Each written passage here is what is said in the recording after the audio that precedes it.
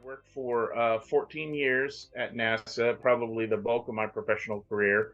And you can see this logo is from the Attitude and Pointing Office, which is represented by a sextant. So we use the stars to navigate in space. And it's actually, I love it because it's very similar, coincidentally, to the transit that we use in Triangle. So I was able to get there in a lot of ways because of just, I also talk about this a lot when I talk to students. In many ways, your professional career is about networking. It's who you know, not necessarily what you know. Um, the first semester when I was on campus, I was on like some dean's honor roll list or whatever, and I was invited to a luncheon with an alumnus who happened to be the vice president of McDonnell Douglas Space Systems. And we during that luncheon we hit it off, and he was like, what would you be interested in having an internship this summer? And they had a facility in Houston, which is where I was from.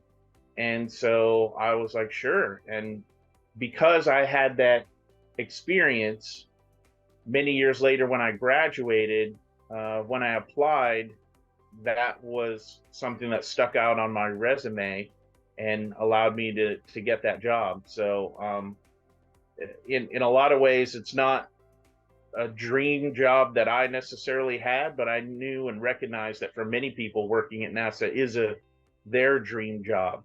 And that motivated me. I felt like that, pushed me to work hard. I had to earn that dream job. I now work in Oklahoma for a chemical engineering consulting company called Quest Consultants. And it was actually started by university professors about 30 years ago.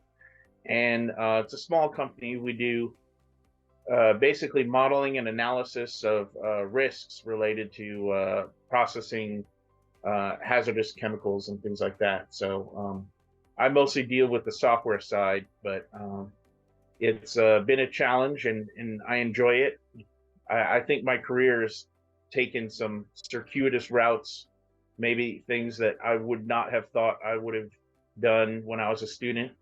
But once again, calling back to speaking to students, I always try to tell them, you got to be open, you got to be flexible, you got to be willing to adapt, and just take the turns wherever life takes you, and don't fight against it, and allow yourself to be broadened and exposed to new things, new horizons, and new challenges. As to kind of why I joined or what I got out of it, I was able to speak on campus for Engineers Week. I went to a couple of classes, did some alumni guest panels, and guest lecture at a couple of classes over the last few weeks. And anytime I've talked to the students, especially in engineering, I always say, I think engineering, unlike many other disciplines, is kind of a team degree. It's very, very difficult to face the challenge of engineering by yourself. And I really thought, thanks to the aid of some of the senior members in my chapter, they really helped me. They assisted me. I remember all-nighters in the computer lab, and I would call them, and they would come up and help me debug my program or whatever the case might be. And I really genuinely feel like engineering is a team degree. And so Triangle was my team that supported me and helped me get through. And even professionally, I would say that, it's very rare that as an engineer, as a practicing engineer, you're working by yourself. You're always working as part of a team. And that kind of social adaptation is a big part of what Triangle provides, and what I got out of Triangle, and what I enjoy sharing with others about being able to potentially take advantage of. Yeah, definitely. I feel like I would not be who I am as a person or as a professional if not for Triangle. I mean, I alluded to earlier, I don't think I would have graduated had it not been for some of the support and help of my Triangle brothers as a student. And then what really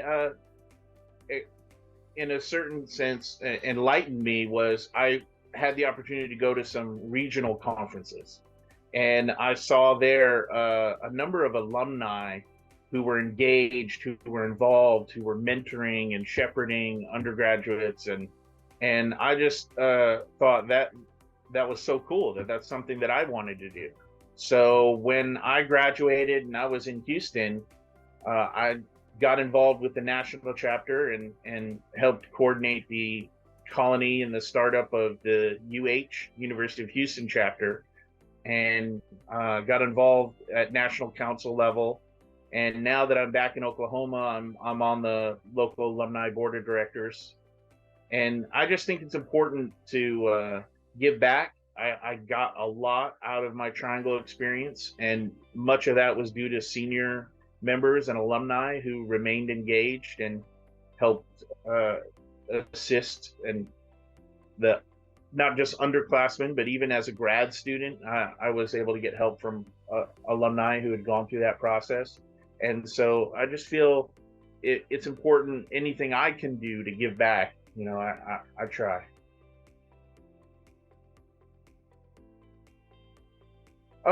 Yeah, I just think, it's going back to very early on, even as a pledge, I was told by my big brother going through that process, that you get out of Triangle what you put into it.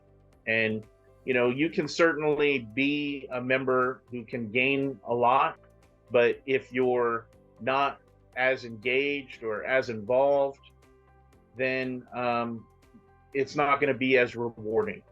And I have felt and learned from seniors that, older members and alumni, that the ones who get the most out of their experience, not just in Triangle, but just helping them in life, are the ones who invest the most time and energy remaining involved, being engaged, helping to facilitate, coordinating and assisting the younger ones. So that is something that has motivated me, driven me. First of all, I think in principle, it's good to establish a sort of a habit. So even when you're younger, and if you think about your dues as an undergraduate compared to what you can provide as an alumnus, right? I mean, it's an order of magnitude difference in terms of, what income you may have access to. And so if you think about it that way, just in terms of like pure ratio or whatever, it makes a lot of sense that if you establish a habit of giving as an undergraduate, that principle will remain with you. And again, it's how much you put into Triangle that you would get out of it. And that includes from a monetary contribution standpoint. And also, I'll say this one of the professors spoke on this study. It's a Harvard grant study that was done over the course of 80 years. And it said that there were two principles that were the primary common factors of success, people who had gone on to life and professional success, CEOs and so forth. And number one was those who did chores at a young age. So it was very interesting. And then number two was those who were raised with a principle of giving.